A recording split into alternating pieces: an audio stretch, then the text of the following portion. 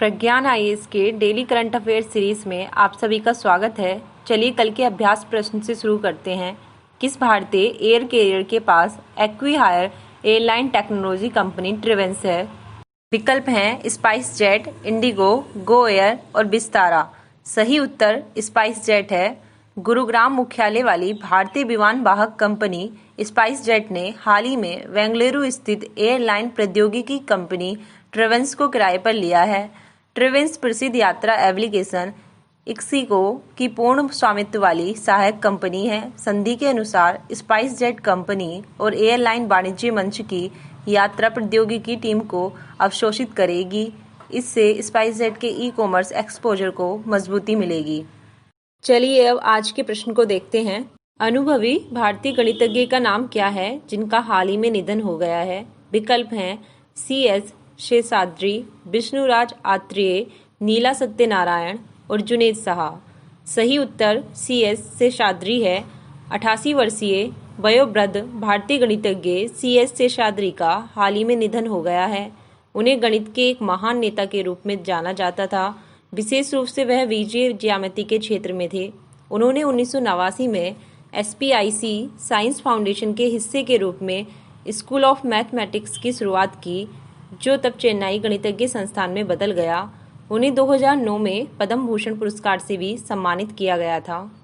चलिए अब अगले प्रश्न को देखते हैं। International advance research centre for powder metallurgy and new materials, जिसने कृति स्कैन प्रणाली विकसित की है, किस शहर में स्थित है? विकल्प हैं हैदराबाद, चेन्नई, नोएडा और बेंगलुरु। सही उत्तर हैदराबाद है। International advance research centre for powder धातुकर्म और नई सामग्री यानी ARCI हैदराबाद ने एक अल्ट्रावायलेट बैगेज कीटाणु शोधन प्रणाली विकसित की है, जिसका नाम कृति स्कैन रखा है। ARCI एक स्वायत्त R&D centre of department of science and technology ने नोएडा स्थित विहंत टेक्नोलॉजी के साथ साथ सिस्टम को विकसित किया है। कॉम्पैक्ट सिस्टम कुशलतापूर्वक एक सूखा और रासायनिक मुक्त कीटाणु शोधन बाहर ले जा सकता है। अगला प्रश्न, अंतरिक्ष अन्वेषण दिवस 20 जुलाई को मनाया जाता है, अन्यथा इसे किस दिन कहा जाता है? विकल्प हैं सूर्य दिवस, चंद्रमा दिवस, मंगल दिवस और पृथ्वी दिवस। सही उत्तर चंद्रमा दिवस है। 20 जुलाई 1969 को नील आर्मस्ट्रॉन्ग और एडविन एल्ड्रिन चंद्रमा की सतह पर उतरने वाले पहले इंसान बने। ऐतिहासिक उपलब्धि को मनाने के लिए इसे अंतरिक्ष अन्वेषण दिवस के रूप में मनाया जाता है, जिसे चंद्रमा दिवस भी कहा जाता है। अमेरिकी राष्ट्रपति जॉन F कैनेडी ने एक आदमी को चंद्रमा पर उतारने और एक दशक के भीतर उसे सुरक्षित रूप से पृथ्वी पर लौटाने का लक्ष्य निर्धारित किया था। आर्मस्ट्रॉन्ग के पराक्रम के बाद अमेरिका ने 1969 और 1972 तक चंद्रमा पर 6 अपोलो मिशन शुरू किए थे। चलिए अब अगले प्रश्न को देखते हैं। CCPA का विस्तार क्या है, जो उपभोक्ता संरक्षण अधिनियम 2019 से संबंधित है? विकल्प हैं उपभोक्ता संरक्षण आयोग, केंद्रीय उपभोक्ता संरक्षण प्राधिकरण, मुख्य उपभोक्ता संरक्षण एजेंसी, मुख्य उपभोक्ता उत्पाद एजेंसी। सही उत्तर केंद्रीय उपभोक्ता संरक्षण प्राधिकरण है। उपभोक्ता संरक्षण अधिनियम 2019 20 जुलाई से लागू हुआ है। अधिनियम का उद्देश्य उपभोक्ता संरक्षण प्राधिकरण की स्थापना करना है। CCPA उपभोक्ताओं के अधिकारों की रक्षा और उन्हें लागू करेगा, क्योंकि इसे उपभोक्ता अधिकारों के उल्लंघन की जांच करने का अधिकार होगा।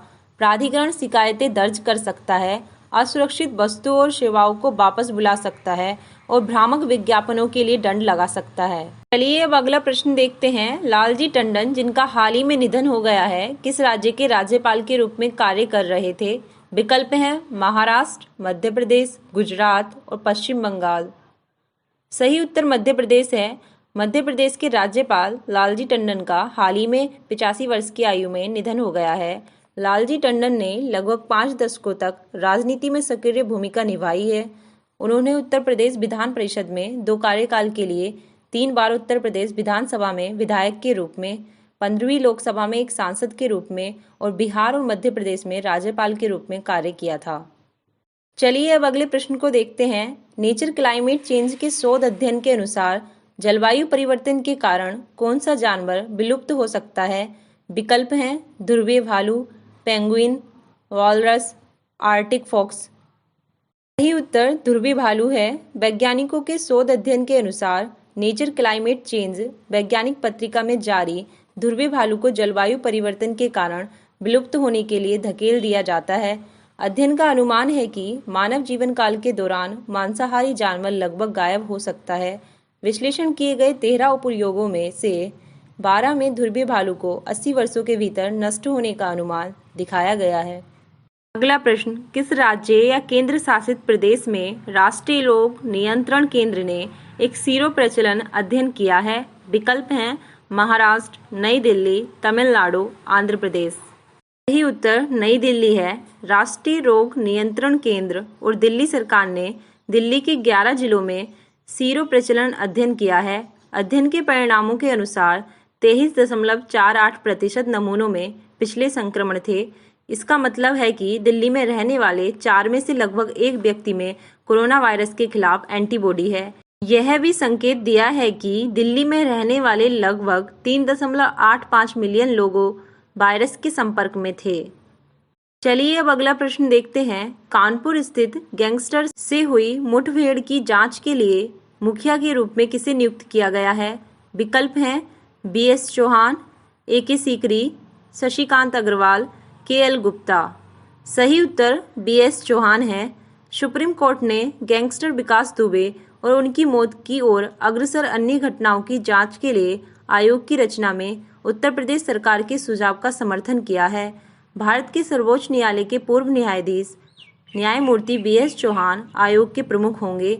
एक अन्य उच्च न्यायालय के न्यायाधीश शशिकांत अग्रवाल और पूर्व DGP KL गुप्ता आयोग के सदस्य होंगे, जो 2 महीने में अपनी रिपोर्ट को प्रस्तुत करेंगे। चलिए अब आज के अभ्यास प्रश्न को देखते हैं। भारत क्या है जो समाचारों में देखा गया था?